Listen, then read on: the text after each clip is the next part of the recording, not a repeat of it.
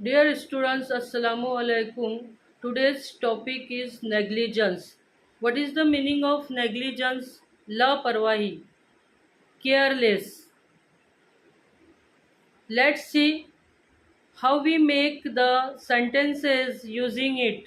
कि हम इसके ज़रिए किस तरह से सेंटेंस बना सकते हैं. His negligence a lot of damage to the crop. उसकी लापरवाही की वजह से खेती को बहुत नुकसान हुआ. The accident happened caused his negligence. उसकी लापरवाही की वजह से हादसा हुआ. Parents should not show negligence taking in care of their children. Parents को अपने बच्चों की देखभाल में लापरवाही नहीं बरतनी चाहिए. His negligence caused a lot of damage. उसकी लापरवाही की वजह से बहुत नुकसान हुआ.